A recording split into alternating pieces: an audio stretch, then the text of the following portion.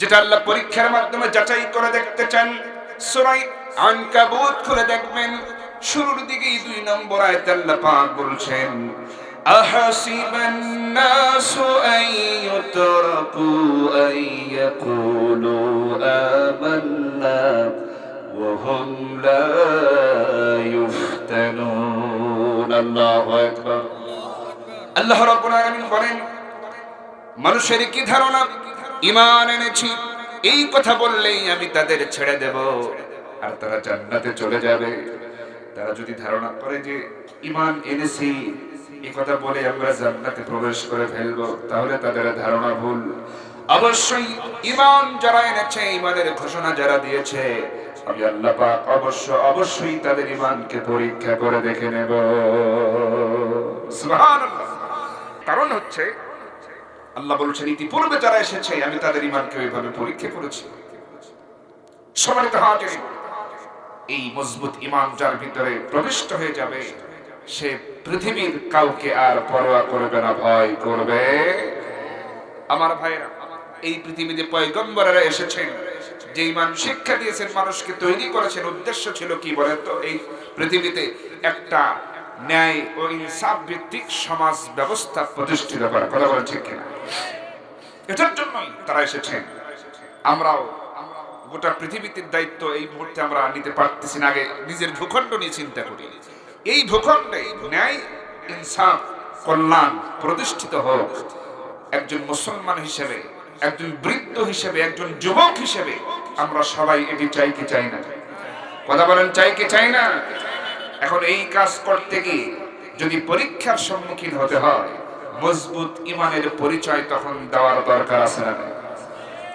এই ভূখণ্ডে বহু বছর শাসিত হয়েছে মুসলমান জনপদে, সংখ্যাগরিষ্ঠ মুসলিম জনপদে মুসলিম শাসকেরা শাসন করেছে, কিন্তু আজ পর্যন্ত ন্যায় ও ইনসাফ ভিত্তিক সমাজ আমরা দেখতে পাইনি।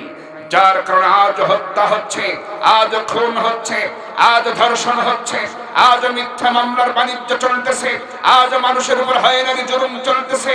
কোরআনের আইন ছাড়া, আল্লাহর বিধান ছাড়া, এই কোরআন ছাড়া পৃথিবীর কোন জায়গায় শান্তি আসবে না। কথা বলে ঠিক কিনা?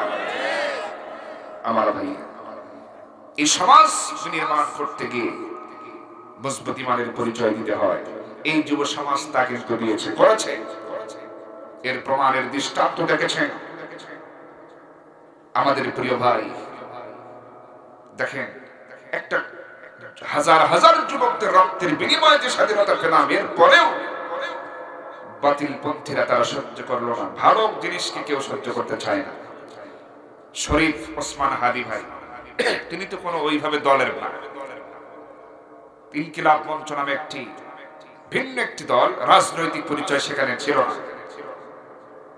তিনি সবসময় সব সর্বসাধারণের, সব দলের মানুষের পক্ষে, দেশের পক্ষে, স্বাধীনতা সার্বভৌমত্বের পক্ষে এবং ইসলামের পক্ষে কথা বলেছেন।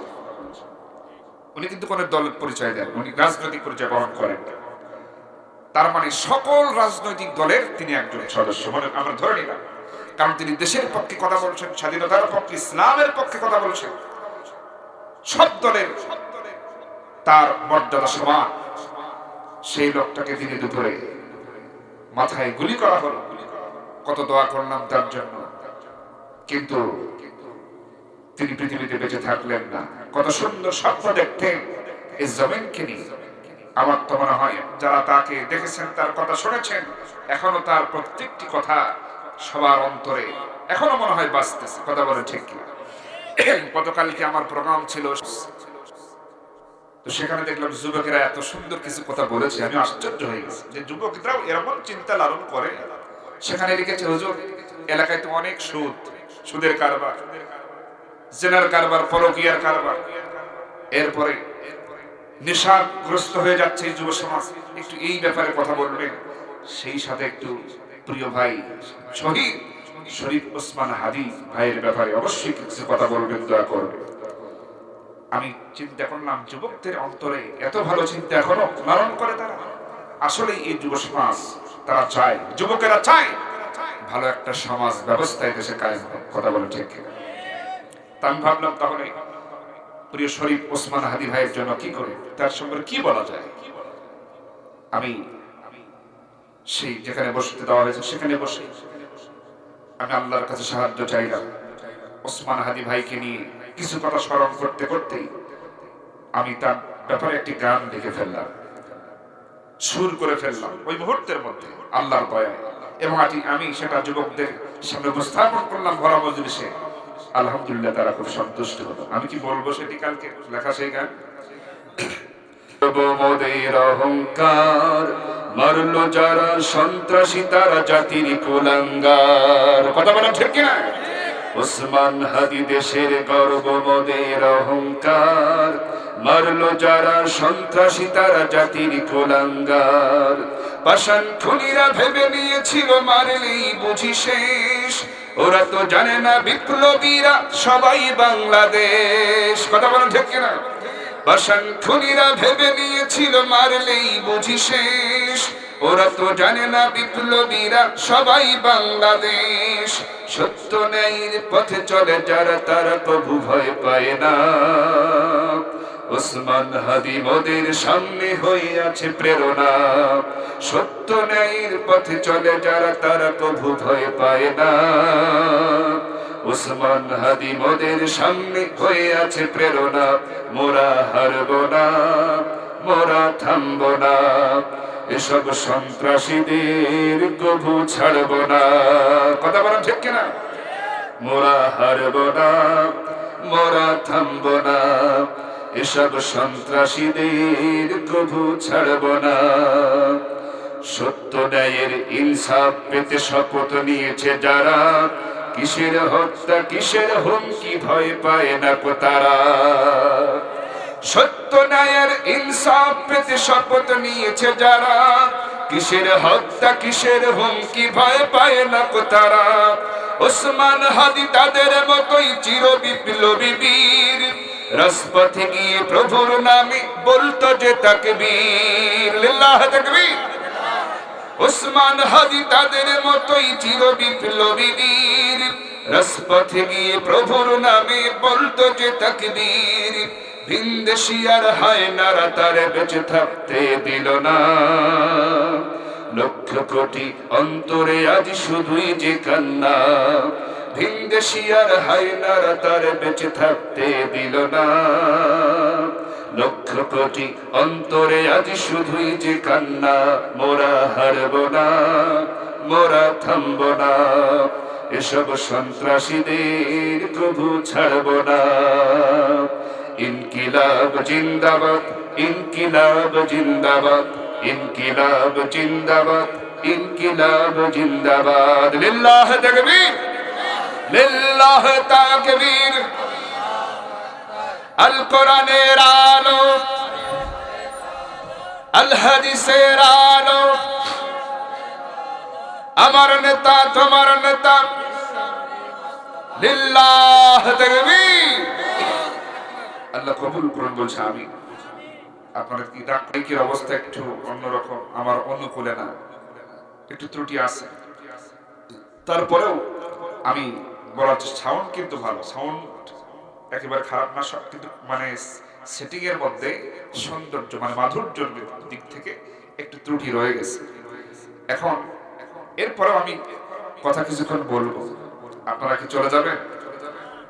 তাহলে ইমানের কথা বলতেছিলাম। নবীজি শুধু নয়, সকল পয়গম্বর আগে ইমান শিখিয়েছেন, বিশ্বাস, পরকালকে সামনে এনে ধরেছেন যে বিচার হবে, কবর, হাসর, পুলসিরাত, বেহেশত, দোজখ সব হবে।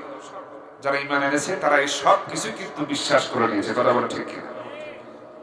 আমার বন্ধুগণ, এমন ভাবে যখন নবীজি পরকালের কথা বলতেন, হিসাব বিকাশ, বেহেশত, দোজখের কথা যখন বলতেন, এবার কুরাইশ নেতাদের মধ্যে একজন প্রভাবশালী নেতা যার নাম হলো আস ইবনে ওয়াইল।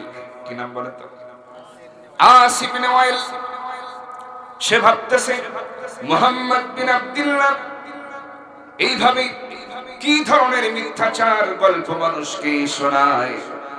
কিসের আবার মৃত্যুর পরে কবরের ভিতরে আবার কিসের প্রশ্ন, কিসের আবার হিসাব নিকাশ, কিসের আবার পুনর্জীবন, কিসের আবার বেহেশত, দোজখ, এসব গল্প মানুষকে শোনায়। এবার আমি মোহাম্মদ বিন আব্দুল্লাহকে শায়েস্তা করার একটা রাস্তা পেয়েছি।